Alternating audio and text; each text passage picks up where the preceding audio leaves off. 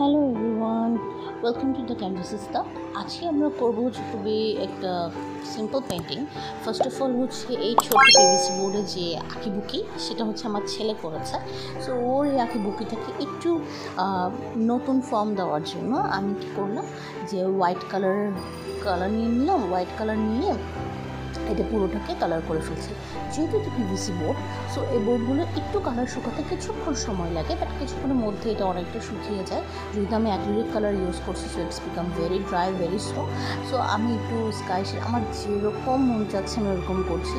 এবং এরকম ছোটো ছোটো নোটবুকসের মতো করতে পারেন, অথবা হচ্ছে আপনারা এরকম ছোটো ছোটো অনেকগুলো করে দেয়ালে হচ্ছে হ্যাং করে রাখতে পারেন, বা হচ্ছে ডাবল টেপ মেথডে দিয়ে ওটাকে স্টিক করে রাখতে পারে। সো আমি এরকম কয়েকটা রেডি করবো ভাবছি।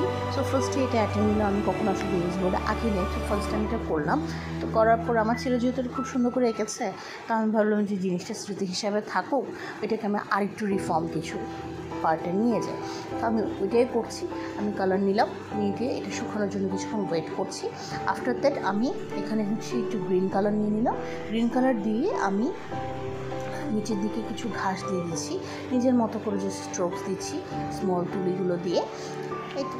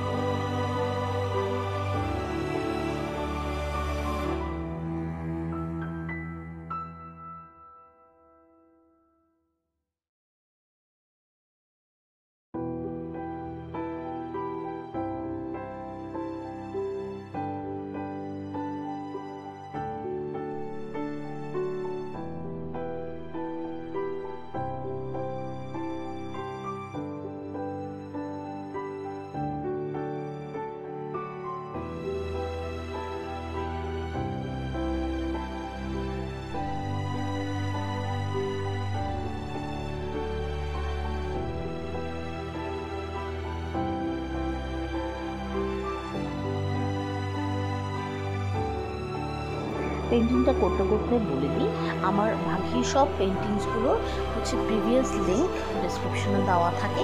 আমি ভেরি সুন ওগুলো অ্যাড করে দিচ্ছি। সবগুলোর কিন্তু অলমোস্ট অ্যাড করাই আছে। সো আপনাদের যেমন ভালো লাগে আপনারা ওখান থেকে দেখে নিতে পারেন। বিভিন্ন ধরনের ওখানে পেন্টিং দেওয়া আছে, নট অনলি ক্যানভাস পেন্টিং আর অ্যাক্রিলিক পেন্টিং, ওখানে গ্লাস পেন্টিং সব কিছুই দেওয়া আছে। তারপরে হ্যান্ড পেইন্টেড যে কাপড়ের উপর কাজ করে সেটাও দেওয়া আছে। সো আপনাদের ভালো লাগলে অবশ্যই ওগুলো একটু দেখবেন। যাই হোক, তো পেন্টিংটা আমার অলমোস্ট শেষের পথে।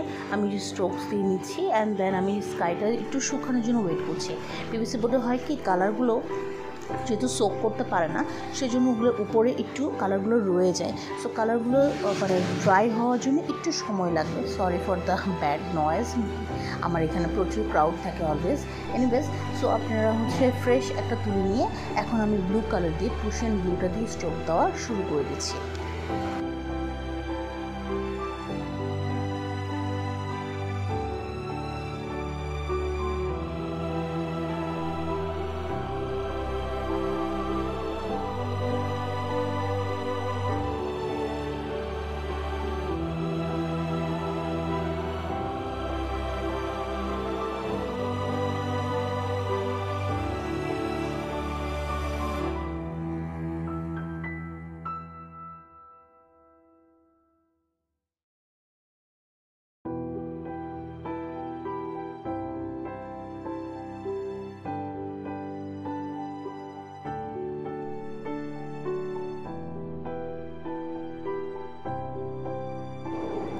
So here is my final look. So thank you so much. সবাই ভালো থাকবেন।